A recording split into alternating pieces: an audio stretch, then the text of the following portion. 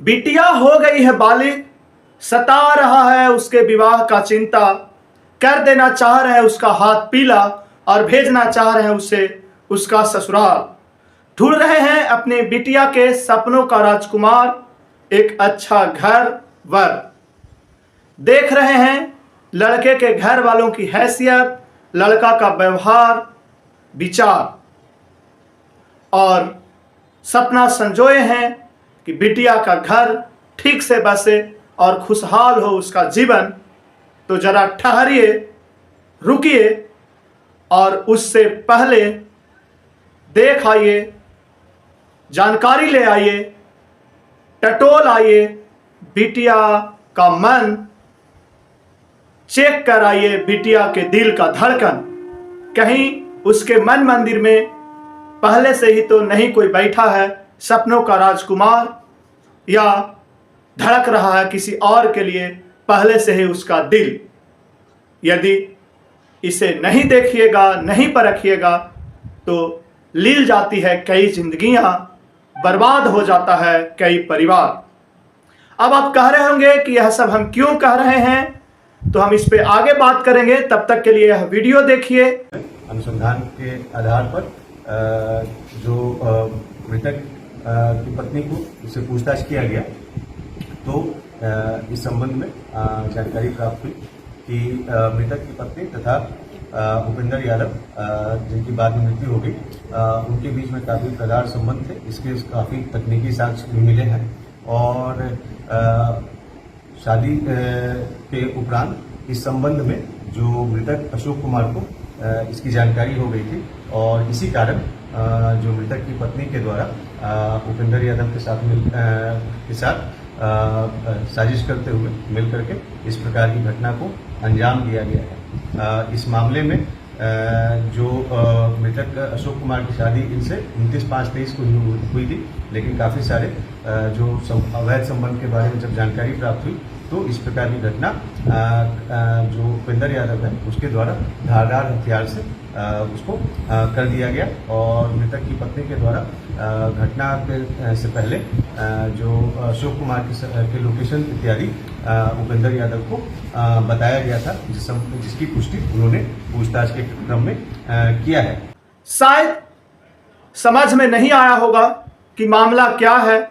SSP साहब किन मुद्दों पर, किन मामलों पर यह बात रख रहे हैं, तो अब हम आपको समझाते हैं। दरअसल यह मामला बिहार के गया जिले का, गया जिला के गुरुआ थाना क्षेत्र में एक गांव है लकड़ाही। लकड़ाही के इंजीनियर अशोक कुमार की शादी औरंगाबाद जिले के रेवंती कुमारी के साथ तय होती है। निश्चित दिन विवाह संपन्न होता है और एक खुशनुमा माहौल में अशोक अपनी पत्नी को विदा करवाकर गांव लौटता है। पहली रात जो सुहाग रात होती है वह बीतती है, लेकिन इस सब के बीच अशोक के साथ 7 फेरे लेकर 7 जन्मों तक साथ निभाने की कसम खाने वाली रेवंती के दिमाग में कुछ और चल रहा होता है और वह मौका तलाश रही होती है कि कब उसे मौका मिले और अपने ही पति को मौत के घाट उतार दे। और यह समय भी आता है, एक रस्म होती है चौठारी की, और वह चौठारी के रस्म का दिन होता है। अशोक और उसके घर वाले इस खुशनुमा माहौल में, उन्हें इस बात की भनक नहीं होती है कि उसके घर में आई नई नवेली दुल्हनिया कुछ और गुल खिला रही है, कोई और चाल चल रही है और हमारे घर के चिराग को ही बुझाने की तैयारी में लगी। और यह लोग चौठारी के रस्म की तैयारियों में लगे होते हैं। इसी बीच अशोक अपने घर से यह कहकर निकल जाता है कि उसे किसी दोस्त ने बुलाया है, वह जल्दी लौटेगा। शाम होने तक अशोक लौटकर घर नहीं आता है। उसके घर वाले परेशान होकर पुलिस को इसकी सूचना देते हैं। खोजबीन जारी होता है। पूरा रात बीत जाने के बाद भी अशोक का कोई खोज खबर नहीं लगता। अगले दिन एक नहर के किनारे एक लाश मिलती है और उसका शिनाख्त अशोक के रूप में होता है। यानी शादी के दूसरे ही दिन अशोक की लाश एक नहर के किनारे मिलती है। अब पुलिसिया जांच शुरू होती है।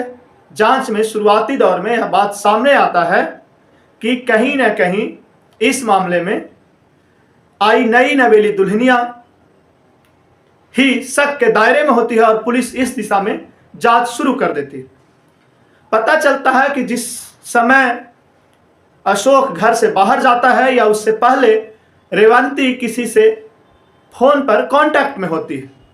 वह कौन होता है, पुलिस उसे भी खंगालना शुरू करती है, उससे पूछताछ शुरू करती है, लेकिन कुछ बात सामने नहीं आती है। बस इतना ही टेक्निकल साच पुलिस को हाथ लगता है कि रेवंती उस दौरान किसी दूसरे से कांटेक्ट में थी।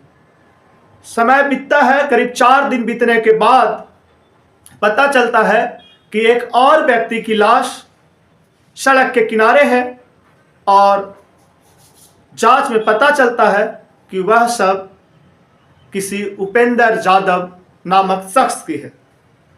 उपेंद्र जादव रेवंती के मौसेरे जीजा होते हैं और अशोक के भी दूर के रिश्तेदार होते हैं। कहा जाता है, जो जानकारी सामने आ रही है उसमें यह बात स्पष्ट होती है कि रेवंती का विवाह अशोक के साथ तय करवाने में उपेंद्र की बहुत भूमिका थी। अब जब जांच इस ओर बढ़ता है तो यह बात स्पष्ट हो जाती है कि अशोक की हत्या का साजिश रेवंती और उपेंद्र जादव ने मिलकर रची थी। दरअसल बात यह होता है कि रेवंती का उपेंद्र के साथ अवैध संबंध होता है। रेवंती जो है उपेंद्र के रिश्ते में साली होती है। रेवंती और उपेंद्र के बीच मौसेरे जीजा साली का संबंध होता है और इसी के साथ एक अवैध संबंध भी, और इसी के कारण इन दोनों ने मिलकर रास्ते से हटाने की साजिश रचते हुए अशोक की हत्या करवा देते हैं। अब पुलिस अशोक के हत्यारे के रूप में रेवंती का पहचान तो कर ली। रेवंती हाथ की मेहंदी छूटने से पहले जेल की सलाखों में है और पुलिस उपेंद्र के हत्यारे को ढूंढ रही। जांच में यह बात सामने आई कि दोनों के अवैध संबंध का जानकारी शादी के तुरंत बाद अशोक को लग चुकी थी और रेवंती को डर था कि यह पोल खुल न जाए और इस वजह से शादी के पहले भी वह अशोक को अपने रास्ते से हटाने के लिए कोशिश की थी, पर उसमें सफल नहीं हो पाई। लेकिन शादी के दूसरे दिन ही वह अपने प्रेमी उपेंद्र जादव, जो रिश्ते में उसका मौसेरा जीजा भी है, के साथ मिलकर सफल हो जाती है और अशोक का लाश एक नहर के किनारे पड़ा मिलता है।